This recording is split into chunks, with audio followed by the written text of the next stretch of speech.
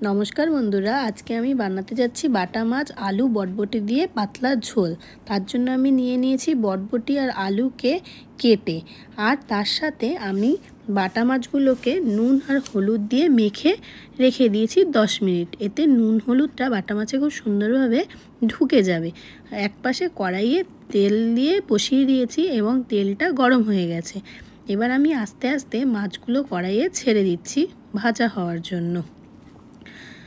এইভাবে পাতলা ঝোল করে গরমকালে খেয়ে দেখবেন, পেটও ভালো থাকবে এবং খুব ভালোও লাগবে খেতে। আমার ছেলে বাটা মাছ খায় না বলে আমি দিয়ে দিলাম একটা কাতল মাছও তার মধ্যে।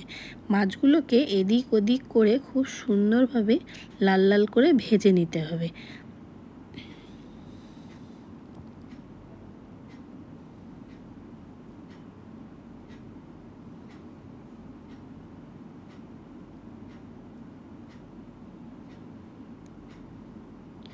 দেখুন বন্ধুরা, আমি মাছগুলোকে সুন্দরভাবে লাল লাল করে ভেজে নামিয়ে নিয়েছি। এবার আমি আবার কড়াইটা বসিয়ে দিয়েছি এবং কড়াইয়ের তেলও দেখুন গরম হয়ে গেছে।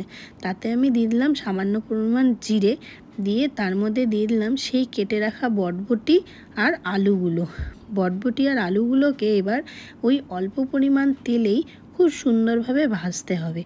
বটবটিতে কিন্তু বেশি তেলের প্রয়োজন হয় না, তাই খুব অল্প পরিমাণ তেল দিলেই এটা খুব ভালো রান্না হবে। বটবটি আলুগুলোর মধ্যে দিয়ে দিলাম স্বাদ অনুসারে নুন আর হলুদ। এতে কিন্তু অন্য কোনো বেশি মশলা পড়বে না। নুন হলুদ দিয়ে আমি এবার বটবটি আর আলুটাকে খুব ভালোভাবে নেড়ে চেড়ে ভেজে নেব। বটবটিটা সেদ্ধ হওয়া পর্যন্ত আমাকে এভাবে আস্তে আস্তে নেড়ে নেড়ে ভেজে নিতে হবে। আমার এই ভিডিওটা ভালো লাগলে আমাকে অবশ্যই লাইক, শেয়ার অ্যান্ড সাবস্ক্রাইব করে দেবেন। ভিডিওটা গোটা দেখে নিজেরাও একবার ট্রাই করে দেখতে পারেন। বটবটিগুলো সিদ্ধ হওয়ার জন্য আমি সামান্য অল্প জল দিয়ে দিলাম। এবার আমি তাতে দিয়ে দিলাম জিরের গুঁড়ো, তার দিয়ে দিলাম ধনের গুঁড়ো। লঙ্কার গুঁড়োর প্রয়োজন হবে না, আমি এটাতে কাঁচা লঙ্কা দিয়ে বানাবো, তাই জিরের গুঁড়ো আর ধনে গুঁড়ো দিয়ে আমি আবার সুন্দরভাবে নাড়াচাড়া করতে শুরু করে দিলাম। এইভাবে জিরের গুঁড়ো আর লঙ্কার গুঁড়ো দিয়ে আমাকে আরও 10 মিনিট ভাজতে হবে। দেখুন বন্ধুরা, আমি এতে দিয়ে দিলাম কিছুটা পরিমাণ কাঁচা লঙ্কা চেরা। এবার আমি আবার খুব ভালোভাবে সেটাকে ভাজতে শুরু করে দিলাম।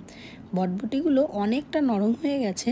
এবার আমি ভেজে ভেজে সামান্য দিয়ে দিলাম অল্প জল, যাতে মশলাটা পুড়ে না যায়। ওই জলেই দেখবেন বটবটি আর আলুগুলো সুন্দরভাবে সেদ্ধ হয়ে যাবে। এইভাবে 10 মিনিট আমাকে আস্তে আস্তে ভাজতে হবে। এতে মশলার গন্ধটাও যেমন চলে যাবে, তেমন বটবটিটাও সেদ্ধ হয়ে যাবে।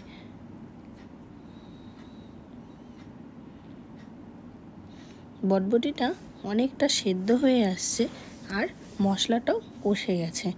এইভাবে হালকা ভাজা ভাজা করে দেখুন তেল ছাড়ছে, তখন আমি দিয়ে দিলাম পরিমাণ মতো জল। এটা কিন্তু একটু পাতলাই হবে, তার জন্য আমি একটু বেশি করে জল দিয়ে দিলাম। গরমে খাবার জন্য এরকম পাতলা ঝোলই সবথেকে ভালো হয়।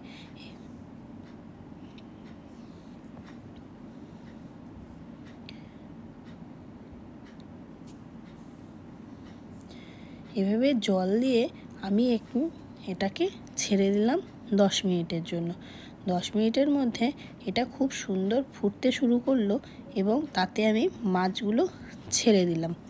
মাছ দেওয়ার পর আরও 5 মিনিট ফুটিয়ে নিয়ে তার মধ্যে দিয়ে দিলাম ঘরে করা ভাজা মশলা।